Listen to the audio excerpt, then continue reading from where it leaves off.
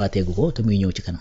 Effectivement donc cette visite ne sera que bénéfique pour li nga xam ni mooy les deux États je dirais même pas Sénégal kese mais pour les deux États concernant accords yi ñu jot a am ba pare ak yi nga xam ni mi ngi ñëw dans l'avenir tey jii nii pour mën a glisser rek ci dernier point bi qu'il s'agit de l'affaire Thierno Alassane Sall l'opposant avec Azer je dirais même pas l'opposant parce que moom mooy crier au scandale et Jean-Michel Sène DG de l'Azer mi ngi continuer di électrifier village yi nga xam ni moo nekkoon objectif am.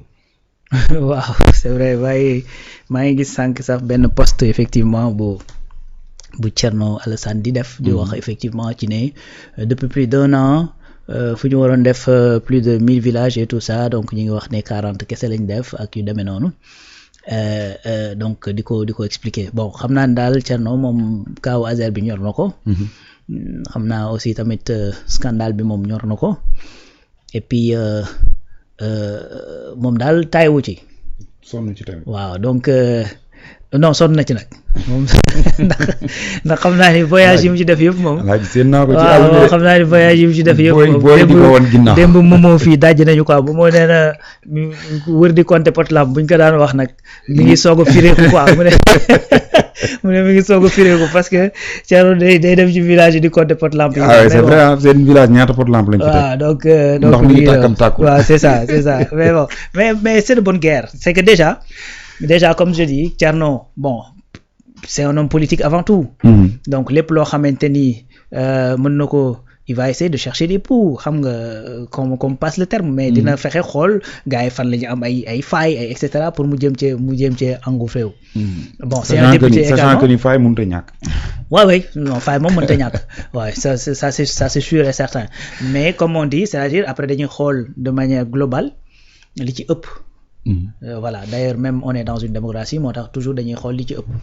Donc comme lépp mënta baax. bu li ëpp baaxee rek après gars yi dinañ ne yaa ngi liggéey. ça va quoi. Voilà maintenant Thierno c'est un député boo xamante ne deniers publics yi xam naa da ko soxal. man nag deniers publics yi soxal bi mu ko soxal man bëggoon naa mu soxal ko ci lépp nag wax dëgg fa yàlla. est-ce que deniers publics yi ñoo ko soxal. ah ben comme après moo tax may wax loolu c'est-à-dire moo tax may wax ne bëggoon naa mu soxal ko ci lépp. Parce que d'ailleurs il y a des gens yoo xamante ne ñu ngi ci réew mi mais bizarrement sax c'est que Thierno a participé à une marche bu ñuy wax naan libérer leen les détenus politiques.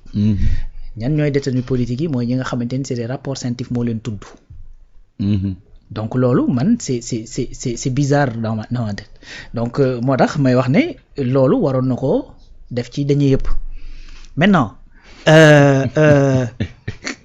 Rawane daal léegi nga mel ni Waly Diouf Bodian quoi. waaw non Waly kay kenn mënu ko dab Waly moom kenn mënu ko dab. léegi nga mel ni moom nag. non moom kenn mënu ko dab Waly moom c'est le haut niveau le punchliner. Maintenant pour ñëw ci kii bi ci affaire Azer bi. Azer ce qui se passe mooy que ni dafa amoon ku génn man bi may njëkk a dégg coow li maa ngi ko déggee ci le journaliste Adama Gaye. mu génn wax ci. tudd ci Abbas Fall. kooku plainte ko mu dem excuser wu et tout ça taxaw devant la Sen TV. ne maa ngi jéggalu ñi ma tooñoon et tout ça ba tey jii déggaatuma ko mu wax ci. Donc après nga dégg ko ci ñeneen ma dégg par exemple ku mel ni Pape Djibril Fall jël na dossier bi wax na ci mais actuellement man déggatuma mu wax ci. Kii di Thierno également gis naa ko mu jël ko wax na ci. Mais man ce qui est bizarre ci man ci dossier bi mooy tey. ki nga xamante ni mooy ndeyu mbilli gi di sénégalais bi nga xamante ni moom la ñuy wax ne moom la ñu ciy tudd muy Seydou Kane. Man Seydou Kane sa photo une fois laa ko mës a gis dans un journal. Tu vois c'est-à-dire sénégalais yu bari xamuñu kuy Seydou boo leen ko wanee duñ ko leen diw la. te pourtant moom la ñuy wax ne moom lañ tooñ. parce que dañoo wax ne dañoo xañ sénégalais bi jox tubaab bi. Débat bi au départ foofu la porté woon dañoo xañ sénégalais bi jox tubaab bi. biñ demee dem ba mu feeñ ci penc mi ne kat sénégalais boobu ñuy wax kat dañoo teg ay tuuma ci kawam que ni dafa def surfacturation de 15 milliards. coow li glissé jóge foofu. waaye léegi waxatuñ ci loolu mais 37 milliards yi ñuy génne alors fan la dugg. Pourquoi ARCOP daal di arrêter le marché et cetera alors que ARCOP bi mu arrêté loolu c'est-à-dire Azer da koo poursuivre. da ko yóbbu ci yoon da ko yóbbu Cour suprême. Donc Thierno n'a pas lâché l'affaire. daal di bind ministère des finances. kooku tontu ko ci question écrite bu gudd. expliquer fan la xaalis bi jaar naka lañ joxee avance bi et cetera ki demee noonu. Donc toujours il faut que Thierno ne il faut ma xam 37 milliards yi fan la jaar. ok moom dans tout sax moom lan la ci système bi wala ci groupe entre Azer. C'est la question que tout le monde se pose. Ah ok. C'est la question à 1000 milliards.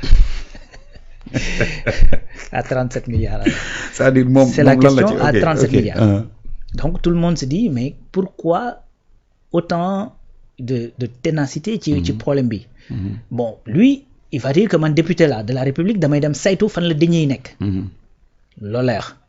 D'accord député nga de la République da ngay saytu fan la deniers yi nekk mais est-ce que tamit waroo tamit gën a am rigueur ci xam par exemple dette cachée bi ñuy wax fan la ne. ci xam ñi nga xamante ni ñi ngi leen di tudd ci ay rapport te actuellement kenn poursuivre leen ak yu demee noonu nga gën a tar ci wàllu justice. ak ci nga xamante ni ñoom ñooy les gouvernants yi fi nekk ne leen saway tel rapport génn taxaw leen ci. Parce que rapport yooyu yu ci bari ñu ci bari waa APR bon du moins régime Macky Sall la kii donc deniers publics pour deniers publics bii gënul bële. non. Donc su fekkoon da nga ko defoon ci yooyu c'est-à-dire nit ñi duñ poser wu ay questions duñ ne qu'est-ce qui se passe. Mais même dans la communication de Thierno c'est-à-dire dafa am évolution man moo tax de plus en plus c'est-à-dire je doute effectivement de li nga xamante mooy la mën na am nag une sincérité dans le combat. Loolu man c'est pas du ma ko mën a juger ndax sincère na wala sincère et cetera nekk ma ci ko mais j'essaie effectivement de comprendre li nga xamante ne moo factuel te ñu koy gis. biñ ne bëgg a ñett coow li c'était dafa meloon ni dañu bëggoon wax ne kii di Jean-Michel dafa def lu defuwul ci contrat bi. Ba finalement Jean-Michel ci boppam da ko doon wax naan ko tuddal sama tur rek. Ba bi ñu gisee ku mel ni Pape Mahawa Diouf bi mu njëkkee wax ne détournement dafa am fële ca Azer. bañ ko yóbboo ci yoon dañ koo condamné. Donc kon au départ c'était Jean-Michel. Ce qui s'est passé mooy mu génn expliqué wu ñu xam ne ndakate yoo yaay ba ñuy conclure le contrat Jean-Michel n'était même pas encore là. N'était même pas là effectivement nekkugul woon Azer. Jean-Michel au contraire dafa fekk xam nga le contrat dañuy wax 1700 villages 1740 villages. Au départ c'était 900 et quelques. 900 et quelques la eggul woon 1000 effectivement. Et le même DG. bi ko defoon 900 et quelques moo ko renégocier yóbbu ko à 1500 villages. Le même DG bi nga xamante ne moo précédé Jean-Michel. moom ci boppam moo rendre compte et puis au même prix. Comment tu expliques ça c'est-à-dire man mi signé contrat bi ak yow ñu def ko 900 villages. man maa dem ba ci biir ma ñëwaat ci yow ñu waxtaanee waat ko jëlee ko 900 villages yóbbu ko 1500. te montant yi changé wul. Je me suis rendu compte de quoi. lan laa xam lu bees ba war a mën a tax au même prix mën naa am quasiment 600 villages de plus. Kon mu leer na ne li nga xamante ni mooy problème ci contrat boobu kon xanaa ñi jiitu Jean-Michel sax xam nañ ko. Jean bi mu ñëwee dafa renégocier waat yokkaat ci 240 villages. muy 1700 villages 1740. Maintenant 1740 yooyu bi nga xamante ni kii na ko et tout ça ñu war koo exécuter problème am diggante léegi. ki représenté espagnol yi au Sénégal. ak espagnol bi loolu lu ci yoonu Azer. man maay espagnol bi. wala boog yaay espagnol bi. maa la teewal Sénégal. nga dem ba rendre compte que man mi la teewal Sénégal li ma war a liggéeyee fii lépp jaaduwul parce que dama la jox ay documents. nga dem yónnee ko ci service ya nga xamante ne moom nga ko war a yónnee muy impôt ak yu demel ñun la documents yi jógewul ci ñun xanaa li gën a sedd mooy yow dootoo ma wóolu. Mais c'est ce qui s'est passé. Effectivement kooku informé Azer ne ko kooku liggéeyatuma ak moom parce que wóolatuma ko. Mais Azer day jël loolu sànni ko fële. du ko sànni. Azer continuer liggéey bi ak espagnol bi. Effectivement au départ lii moo doon question bi lan moo tax ñuy génne Sénégal bi au profit de l'espagnol bi ñu demee ba gis ne si Sénégalais bi li ñu ci wax mooy que dafa am ay soupçons de surfacturation ñu bàyyi sujet boobu daal di commencé léegi Jean-Michel kon 37 milliards yi anamu bi ñu demee ba xam ni Jean-Michel loolu fekk ko fa.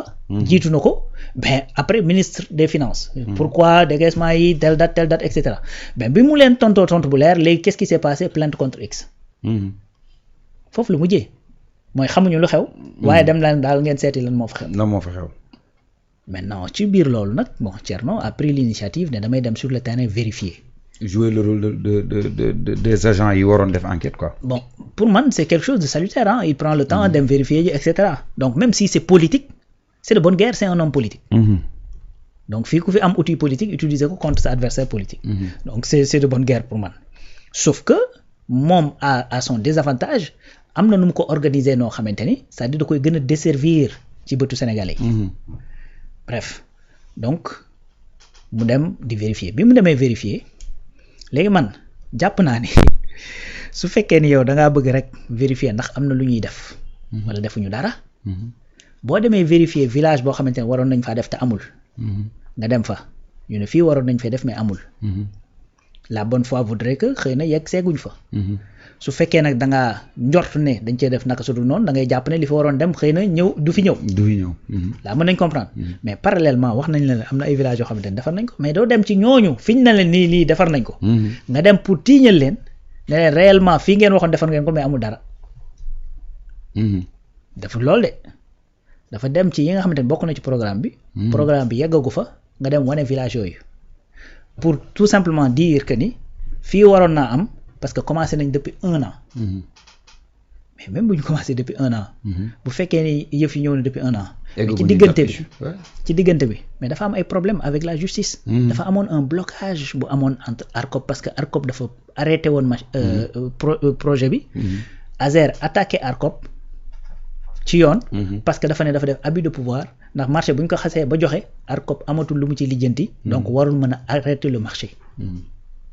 lii la de ARCOP demee ak fële. ci yoon effectivement ci yoon. mook ASER. donc loolu mais dafa c'est un facteur bloquant. bon l'autre chose mooy les décaissements yi Thierno di wax et tout ça que gars yi dañu arrêté décaissement yeeg yooyu bon bref xëy na peut-être problème bi pendant en justice moom moo tax. effectivement mais la bonne foi tey jii nii mayewul woon ma jëlaat foofu tuuti rek. que moom mu toog ak le principal concerné. ñu wax tirer les choses au clair bu ko defee ku ci nekk. bokk na ci bonne foi loolu mais également boo demee sur le terrain demal ci village yi ñu ne la yii ci projet bi la bokk te def nañ fa courant nga dem pour boo leen bëggee tiñal nga dem ne fii kat ne woon nañu am na courant waaye amul. su boobaa ñu xam ni kat. gars yi dañoo wax lu amul. mais gars yi li ñu la wax mooy que ni bu ñu waree defar loolu yëpp du ñu xëy suba rek daal di bàbbeendoo lépp ne dañ koy defarandoo. li ñuy def mooy bi Jean-Michel ñëwee dafa ne comme projet bi bëri na ay problème bëri na ay wax bëri na ay détails et cetera. ce qu'on va faire mooy pour am une véritable maîtrise de ce que nous faisons dañuy def phase pilote. dañuy def 40 villages. disséminer ko un peu partout. bu ko defee zone bu ci nekk di nga xam lan mooy jafe-jafe yi lan mooy difficultés yi ngay rencontrer et cetera. pour tâter le terrain xam yan problème nga mën a kii nga mën koo nan laa koy tuddee ci nga mën a proactif mën ko prévoir. moo tax tey boo xoolee dans le sud muy Fatick muy Thiès demain ce sera à Linguère et cetera donc yoo xamante ne dañ koy mettre en service et c'est dans le cadre du projet AEPAO léegi nag loolu mooy les 40 villages yi nga xamante ne dañ koy def comme village pilote.